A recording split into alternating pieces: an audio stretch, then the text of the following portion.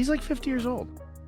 I mean, it's amazing. His understanding of where the punches are coming. Look at that counter. His understanding of, is that the dude he boxed? He's talking about the video. Oh, let's hear him say it. What he said.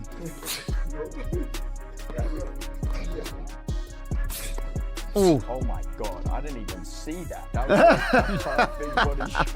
Look, he's coming. And he touched you with that. Yeah, just touched him. Oh, Jesus. He's going to have an exhibition with Tyson, which is crazy. Yeah, that's crazy. Mike is so much bigger than him.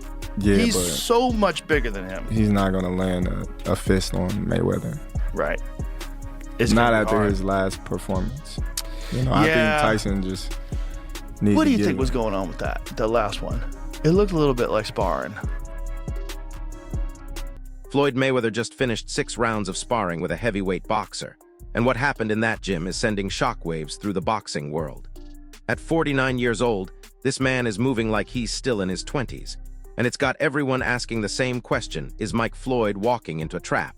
Because what I'm about to show you proves that everything you think you know about Floyd's current condition is completely wrong. The footage from this training session doesn't just show a retired fighter staying in shape. It shows a predator preparing for his next kill. Jesus. That's funny. That if he wanted to take you down with that liver shot, he would have taken you down. Yeah, easily. He's just tapping him up. But it's that guy's got a great sense of humor about it. It's very funny. Here's what's absolutely wild about this sparring footage. Mayweather isn't just holding his own against a heavyweight, he's controlling the entire session. We're talking about a guy who's been out of professional competition for years, stepping in with someone who outweighs him by probably 60 pounds and making it look effortless. His combinations are flowing like water, his reflexes are sharper than fighters half his age, and his ring awareness is so dialed in that he's seeing punches before his sparring partner even throws them. The heavyweight is throwing everything he's got, and Tyson is making him miss by inches, countering with precision shots that would drop most people. This isn't some friendly workout session. This is oi sending a message to everyone who thinks he's lost a step. You know, I mean, you got to think this guy is 50 years old. I mean, how old is Floyd now? He's got to be close to 50. Got to be late 40s, 48. Yeah, late 40s. But I mean, past his prime, and still just making millions of dollars fighting people that have no business. He's really brilliant.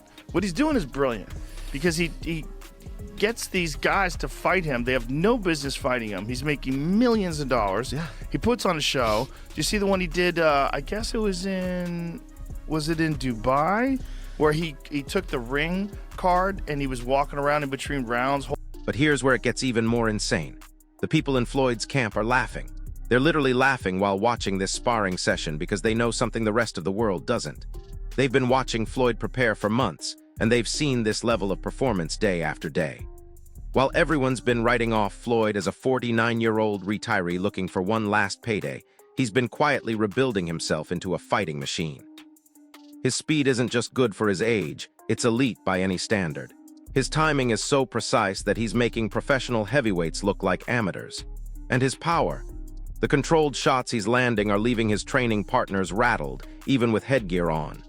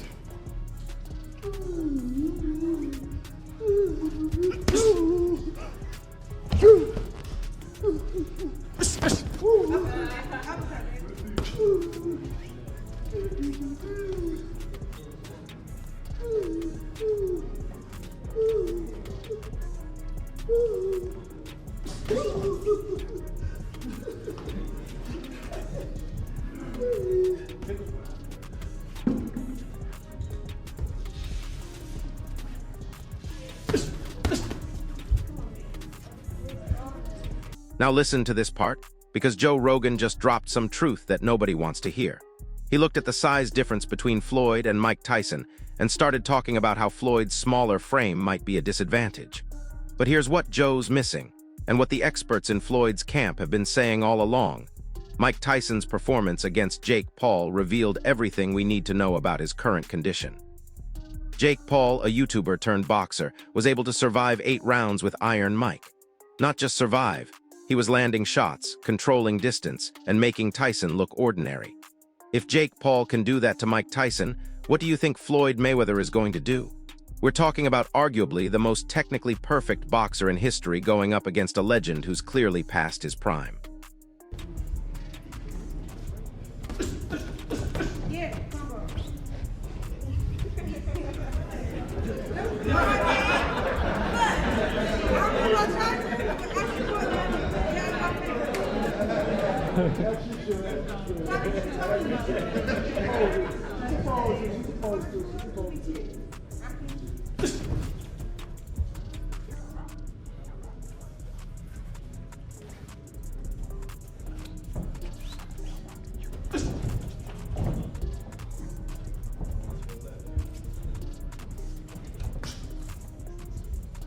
The Jake Paul versus Mike Tyson fight was supposed to be a showcase for Iron Mike's return to form, but instead it became a blueprint for how to beat him. Wade Plemons broke down that entire fight, and his analysis is devastating for anyone still believing in the Mike Tyson mystique. Even with Jake approaching the fight cautiously, even with Jake clearly holding back in the later rounds out of respect, Mike struggled to maintain his legendary explosiveness. His punches were telegraphed, his movement was labored, and his famous peekaboo style looked more like an old man trying to remember dance steps. The fatigue set in early, his reflexes were a shadow of what they once were, and his punching power, while still dangerous, wasn't the career-ending force that made him famous. If this is what Mike brings against Floyd, it's not going to be a fight. It's going to be a masterclass in surgical precision.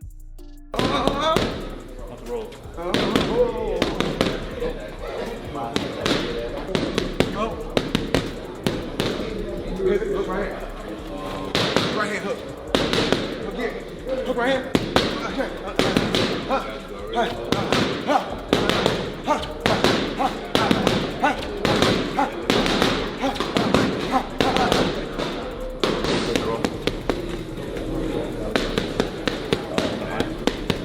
Slide and drop.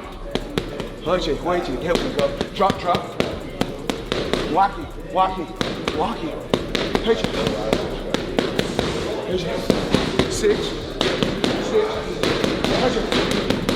Pitch it. And get this, Plemons is saying this fight shouldn't even be happening. He's not being dramatic or trying to generate controversy. He's looking at the tactical breakdown and seeing a mismatch that borders on unfair. Floyd's entire approach is built on exploiting exactly the kind of weaknesses that Mike showed against Jake Paul. While Jake relied on youth and reach, Floyd brings something infinitely more dangerous technical mastery that's been perfected over decades. His combinations aren't just calculated, they're devastating. His accuracy isn't just good, it's relentless. And his ability to spot and exploit an opponent's mistakes, it's what separated him from every other fighter of his generation. Mike's going to throw that signature left hook and Floyd's going to see it coming from a mile away. Mike's going to try to close distance and Floyd's going to be 3 steps ahead, already positioning for the counter. This isn't David versus Goliath. This is a chess master playing checkers against someone who forgot half the rules. This one, it looked a little bit like sparring. Yeah, I don't know. I think it was scripted. Yeah. I ain't never seen Tyson biting his gloves and like you could just, it was taking all that he could not to like hit him. And it was just like, it's heartbreaking to see a icon go out like that. Yeah. You know, and but it's crazy also to see him fight at 57 years old. Like, that's nuts. But still, like, he shouldn't have been in there at all. You know, I think it's other ways. Yeah. You know, it's other ways for. But what did he get? People. He got at least 20, right? Yeah, but still, I think. I think he needed that money. Yeah, but with all his connections and things like that, I think people could have put him in the right position to make some money. If he's got people with him that are looking out for his best interest. But you know how it is. When there's a guy like that, that's a big name, usually everybody around him pretends they're looking out for their best interest, but there's always lawsuits later on. You find out someone was stealing money or not paying him what he deserved. There's always a bunch of bullshit involved. Yeah.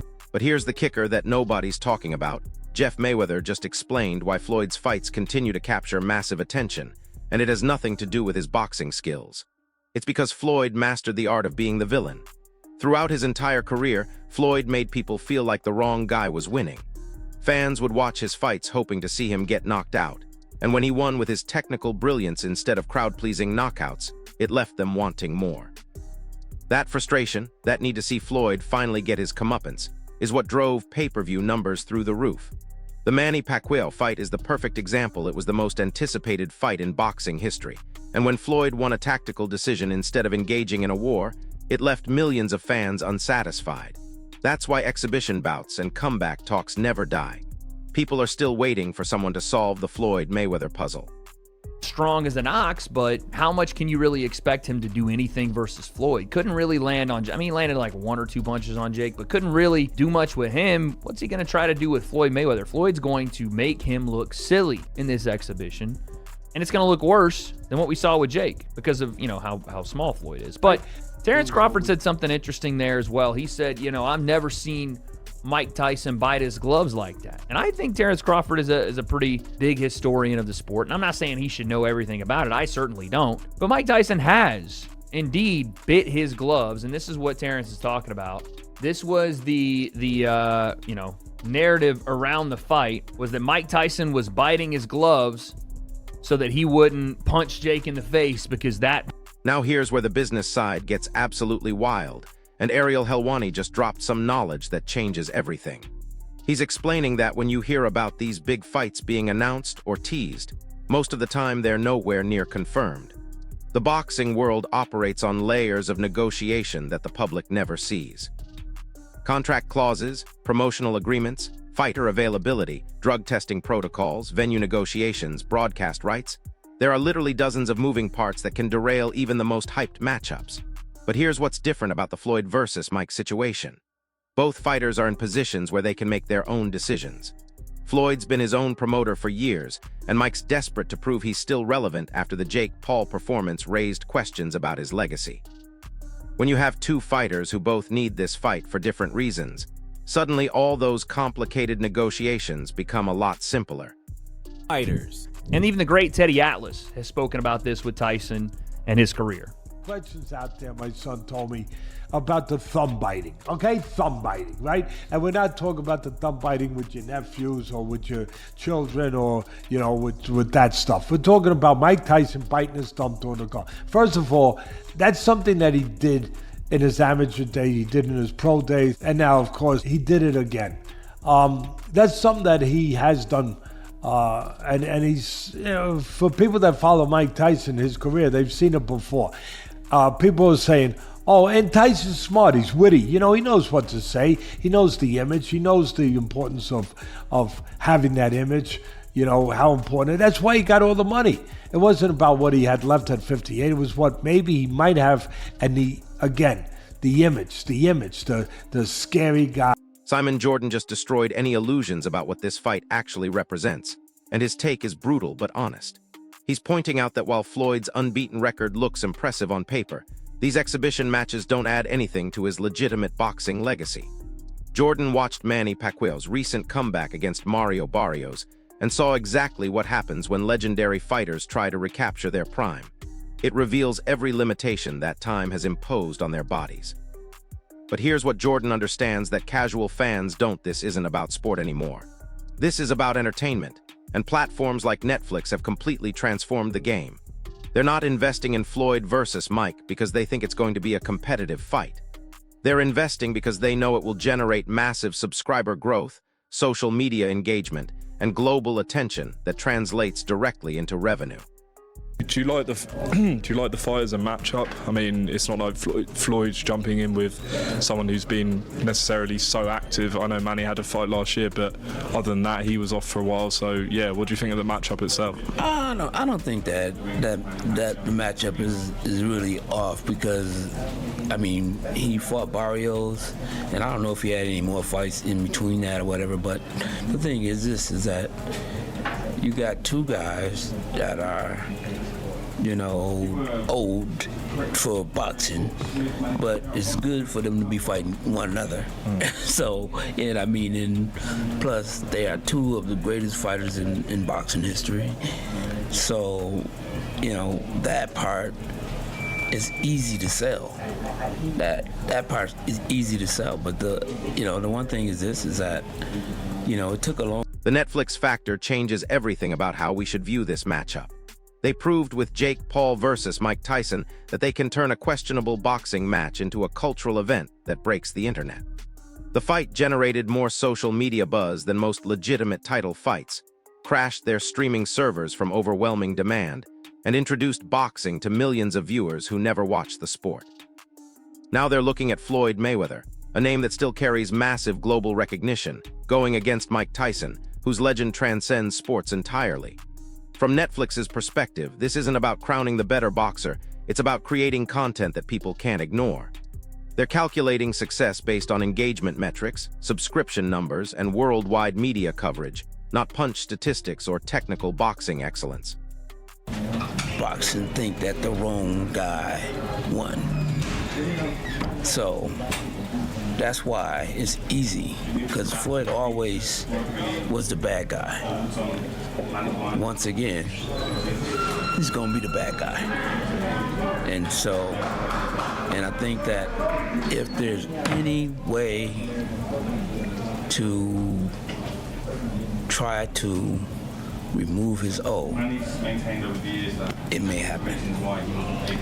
Do you believe this is a comeback for more than one fight? Do you believe we'll see him for 3, 4, however many fights?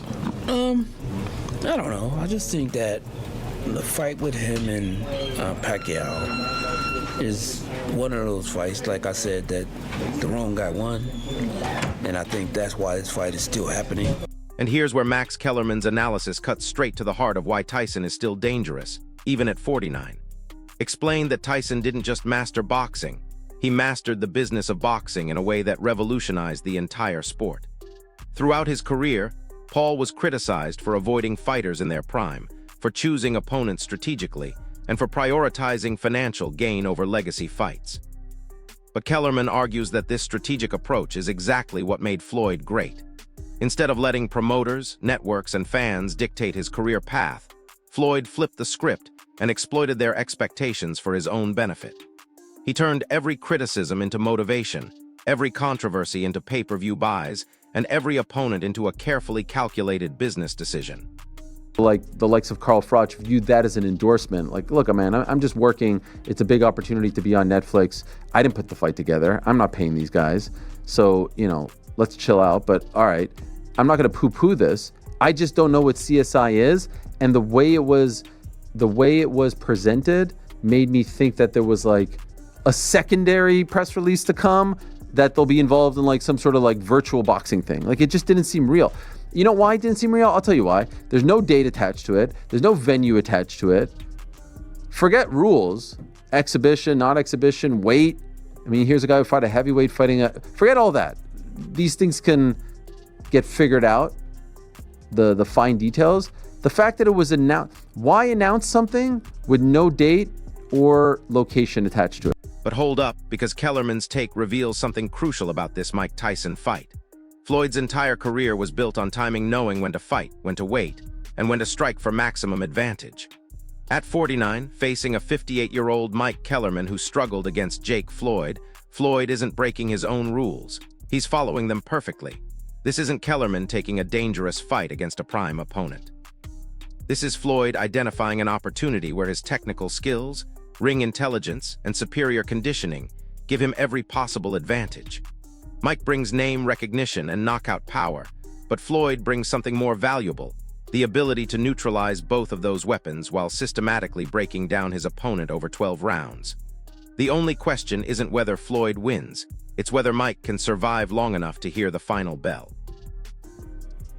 Trying to get some investors or something like that. But maybe also testing the waters. If the response was overwhelmingly positive, maybe you go, okay, we move forward. If the response is muted or negative, maybe you go, okay, we're not going to actually do this. You lob it out there as a way to poll the public. and then make an adjustment. You don't think it happens? I do not think it happens. I just don't think there will be enough interest. I know they have huge name value. There's zero after the last performance by Mike Tyson against Jake Paul. I don't think there's going to be interest in seeing Mike Tyson do that again. I think if this match was made on the heels of Mike Tyson versus Roy Jones Jr., I think this would be blockbuster. I think people would be falling over themselves to consume this. After the Jake Paul version of Mike Tyson, I don't think anybody's going to be interested. So there you have it. Floyd Mayweather is training like a man possessed, sparring with heavyweights and looking better than fighters half his age, while Mike Tyson is coming off a performance against Jake Paul that exposed every weakness in his aging game. Netflix is investing millions because they know this fight will break the internet regardless of the actual competition level, and Floyd is positioning himself for one more massive payday while facing an opponent who fits perfectly into his strategic approach. This isn't just about two legends settling old business. This is about Floyd proving that his system of calculated risk-taking and technical dominance can work even in his 50s. The real question isn't whether Floyd can beat Mike Tyson. The real question is whether we're about to witness the most one-sided beatdown in exhibition boxing history. What do you think happens when these two finally step in the ring? Drop your predictions in the comments below, smash that like button if this breakdown opened your eyes to what's really happening, and subscribe to the channel because this fight is just the beginning of what's shaping up to be the wildest year in combat sports history. Hit that notification bell, and I'll see you in the next one. Any intrigue to this at all? No, not really. I don't think so.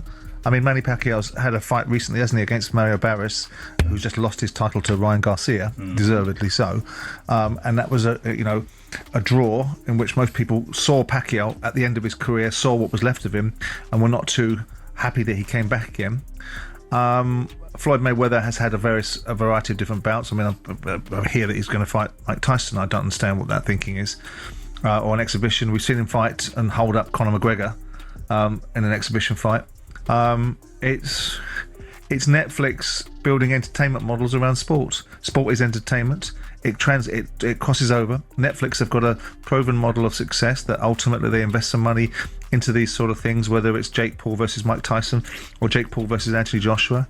They'll look at their lifetime value of their average subscriber, not every subscriber, but their average. But wait, there's something even more sinister happening behind the scenes that nobody's paying attention to. Tank Davis just went on record saying that Floyd's been calling him daily, not for advice, but to study film. Think about that for a second. Floyd Mayweather, with 50 professional wins and 0 losses, is still studying tape like he's preparing for the biggest fight of his career. Tank revealed that Floyd's been breaking down every second of Mike's recent performances, not just the Jake Paul fight, but exhibition footage going back years. He's cataloging every slight hesitation, every moment where Mike's legs showed fatigue, every instance where the timing was just a fraction off. This isn't casual preparation. This is Floyd treating a 58-year-old Mike Tyson like he's facing prime Canelo Alvarez. And then they multiply it by the amount of subscribers they think they're going to get as new ones, and they make a commercial decision. Well, that's interesting, isn't it? Because everything that they've done so far is massive, and this obviously will be a talking point. I mean, Anthony Joshua's knockout victory over Jake Paul in December wasn't something that the boxing fraternity wanted, but it appears to be that they understand what people want, what the rest of the community wants, and actually, I don't know if that's the algorithm or just good research or just good instincts, but they do great numbers. They have a 300 million subscriber base around the world, bigger than that now. I think the growth on the Mike Tyson, Jake Paul fights, I think they got 2 million subscribers out of it, new subscribers. Now, irrespective of whether some of those subscribers churn or don't stay for a long period of time, the average Netflix subscriber is worth $900. Some will be worth $1,500, some will be worth $29.99. So the average Netflix subscriber is worth $900. Here's what's absolutely terrifying about Floyd's current mindset. Leonard Ellerb, Floyd's longtime advisor, accidentally revealed during a podcast that Floyd's been sparring 12 rounds straight without breaks. Not the typical 3-minute rounds with rest periods, continuous action for 36 minutes. He's conditioning his body to maintain peak performance even if Mike somehow finds a second wind in the later rounds. But here's the kicker. Ellerb mentioned that Floyd's been ending these marathon sessions by working the heavy bag for another 20 minutes. At 49 years old, This man is training with an intensity that would break fighters in their 20s. When Ellerb realized what he'd revealed, he tried to backtrack, but the damage was done. Floyd isn't just preparing to win this fight, he's preparing to dominate it so thoroughly that it ends the conversation about age being a factor in his performance. He did beat Pacquiao, and nobody has changed the game like Floyd Money Mayweather. Yeah, in a bad way. In a bad way. In a Thank bad you. way. Yeah, I'm you just- got I mean, it. but he, In a bad way. he was Protect so the great and so dominant. I Yeah, can't but do that. he mastered the art of knowing when to fight somebody and when not to fight somebody. I mean, he's the best in that game. He's the best in, making money and making all the, the huge fights happen. But why? Because he was timing every single one of them. He never fought nobody really in their prime. He always After junior lightweight. Junior lightweight, he did. 100%. He didn't fight Paul Williams, so we all wanted to So see. he changed the game in the worst way possible. You're right. Everybody's trying to protect their own. I had to break that, right, with Tank. The psychological warfare has already begun, and it's more brutal than anything we saw during Floyd's active career. Stephen A. Smith broke down how Floyd's been systematically undermining Mike's confidence through carefully orchestrated media appearances. Every time Floyd speaks about this fight, he mentions Mike's performance against Jake Paul, but he does it with this subtle smile that suggests he knows something we don't. He'll say things like, "Mike looked good against Jake," while his body language screams the complete opposite. It's the same psychological manipulation Floyd used against Oscar de la Hoya, Shane Mosley, and Manny Pacquiao, Floyd making his opponents question themselves before they even step in the ring. Mike's been trying to project confidence in interviews, but you can see the doubt creeping in when reporters ask specific questions about his conditioning and punch output. I had a little, incentive. But I mean, Floyd has even told me before the Pacquiao fight, he said, look, TBE, the best ever. You want to talk about inside the ring, someone else could have that. Now, Floyd, I'm sure thinks it's him, and he has a hell of a case. Floyd is he has an argument for best fighter ever. Right. I just don't have him number one. But what he said was, I'm talking about the whole game. He's right. Floyd played the boxing game better than anyone ever played the boxing. And here's where it gets really interesting. Teddy Atlas just dropped some knowledge that changes everything about how we should view Mike's chances. Atlas has been around boxing for decades, and he's seen fighters try to recapture their prime countless times. But he made a point that nobody else is discussing: Mike's muscle memory versus Floyd's ring intelligence. Atlas explained that muscle memory can preserve certain aspects of a fighter's abilities even as age diminishes their physical tools. Mike's combinations, his head movement patterns, his instinct to throw in bunches, those things are hardwired after decades of training. But Atlas also pointed out that Floyd built his entire career on exploiting the gap between what fighters think they can do and what their bodies actually allow them to do. Floyd doesn't just react to what opponents throw, he anticipates what they want to throw and positions himself to make those attacks impossible. The sparring footage that leaked last week tells a story that Mike's camp definitely didn't want public. Multiple sources confirmed that Mike's been having trouble with southpaw sparring partners, and guess what Mosley been practicing? Switch hitting. Throughout his career, Floyd was primarily an orthodox fighter, but recent training videos show him seamlessly switching stances mid-combination. His team knows that Mike's entire defensive system was built around fighting conventional fighters, and they're preparing to exploit that weakness from the opening bell. When Mike tries to slip inside using his trademark peekaboo style, Floyd's going to be attacking from angles that Mike hasn't had to defend against in years. This isn't just about superior conditioning or faster hands. This is about Floyd introducing variables that Mike's aging reflexes won't be able to process quickly enough. Here's the part that's got everyone in Floyd's inner circle laughing behind closed doors. Al Heyman, Floyd's longtime advisor, revealed that they've been studying footage of Mike's training sessions, and they've identified a pattern that could end this fight early. During intense exchanges, Mike's been dropping his right hand slightly when he throws his signature left hook. It's a microscopic flaw that most fighters wouldn't notice, but Floyd's built his entire career on exploiting exactly these kinds of tiny openings. Heyman mentioned that they've been drilling specific counter combinations designed to land clean shots every time Mike attempts his most dangerous weapon. If Floyd can consistently tag Mike with clean counters whenever he tries to unleash that legendary power, it's going to discourage Mike from throwing his best punches, which essentially neutralizes his only path to victory. The financial implications of this fight are absolutely staggering, and Bob Arum just broke down numbers that explain why everyone's so invested in making this happen. Arum revealed that preliminary negotiations are discussing a purse split that would guarantee Floyd at least $60 million, with Mike receiving $40 million plus pay-per-view percentages. But here's what's really wild. Those numbers are just the base guarantees. If this fight generates the kind of global attention that Netflix is projecting, both fighters could easily double those amounts through international broadcast rights, merchandise deals, and streaming bonuses. Arum pointed out that Floyd versus Mike has the potential to become the highest-grossing exhibition match in combat sports history, surpassing even Floyd's previous exhibition numbers. When that kind of money is on the table, suddenly every other consideration becomes secondary. Netflix's strategy goes way deeper than just broadcasting the fight, and their approach is genuinely revolutionary for combat sports. Reed Hastings, Netflix's co-founder, explained in a recent interview that they're not just buying the rights to show Floyd versus Mike. They're creating an entire content ecosystem around the event. Documentary crews have been following both fighters throughout their training camps, capturing behind-the-scenes footage that will become a multi-part series released after the fight. They're producing analysis shows, historical retrospectives, and even a scripted drama based on Floyd's career. Netflix understands that the fight itself is just one piece of content, but the story surrounding it can generate months of subscriber engagement and media attention.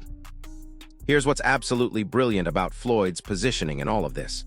While everyone's debating whether he can still compete at an elite level, Andre's been quietly building multiple revenue streams that extend far beyond boxing.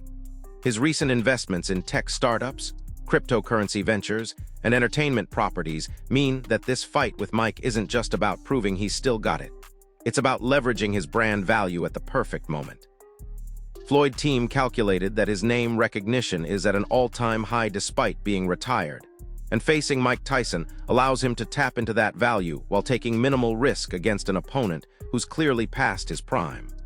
It's the same strategic thinking that made Floyd hundreds of millions during his active career, just applied to the exhibition market. The training footage that surfaced this week reveals something that should terrify anyone still believing Mike has a legitimate chance. Floyd's been working extensively with Virgil Hunter, Andre Ward's former trainer, specifically on techniques designed to neutralize aggressive, power-punching opponents.